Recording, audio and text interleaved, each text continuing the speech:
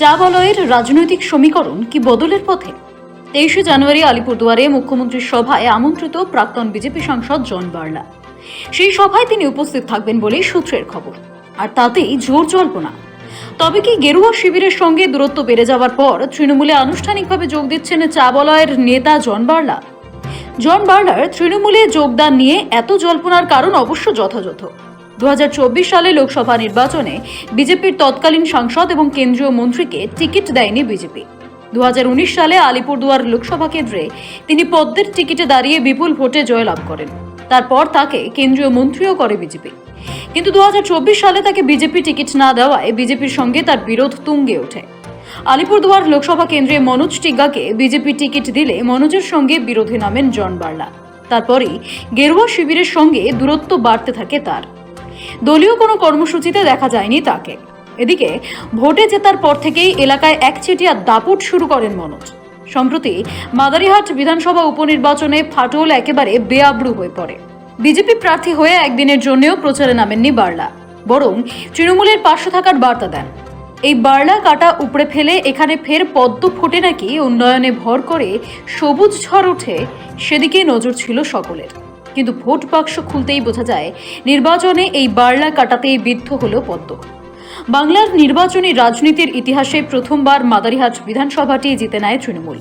এবার মুখ্যমন্ত্রী সভায় আমন্ত্রিত জন বার্লা। যোগদান বলতো না, ওই আমাদের সরকারি প্রোগ্রাম আছে, ডাকেছে ডিএম বলেছে, সিএম ওইখানে ডেকেছে।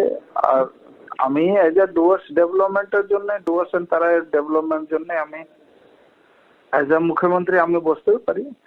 তাহলে কি এবার বিজেপির সঙ্গে সম্পর্ক সম্পূর্ণভাবে ছিন্ন করছেন তিনি?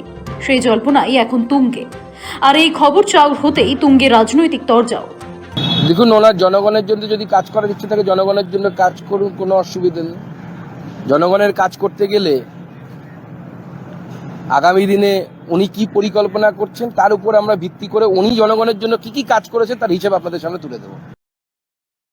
না, উনি বিজেপি করতেন, বিজেপি করেন, তো উনি তো ঠিক বলতে পারবেন যে বিজেপি ওখানে জনবিচ্ছিন্ন, চা বাগান চা শ্রমিকদের পাশে দাঁড়ান না, মানুষকে বিভ্রান্ত করেন, শ্রমিকদের বিভ্রান্ত করেন। যেটা দল বিজেপি করতে গিয়ে অভিজ্ঞতায় বুঝেছেন, বহু এলাকাতেই বিজেপি যারা করেছেন সাময়িক বিভ্রান্তিতে তারা বুঝতে পারছেন চা বাগান হোক বা অন্য যে কোনো জায়গা, শ্রমজীবী মানুষ, কৃষিজীবী মানুষ, সাধারণ মানুষ, আমজনতার পাশে বিজেপি থাকে না, মানুষকে শুধু ভুল বোঝায়। জানা গিয়েছে বৃহস্পতিবার সুভাষিনী চা বাগানের মাঠে মুখ্যমন্ত্রীর সরকারি সহায়তা প্রদান অনুষ্ঠানে আমন্ত্রণ পেয়েছেন জন বার্লা।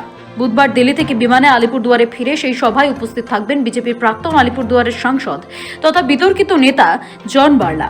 আর তার এই ঘোষণায় জন বার্লার তৃণমূলে যোগের সম্ভাবনা জোরালো হয়েছে। সানি রায়ের রিপোর্ট, সময়, কলকাতা।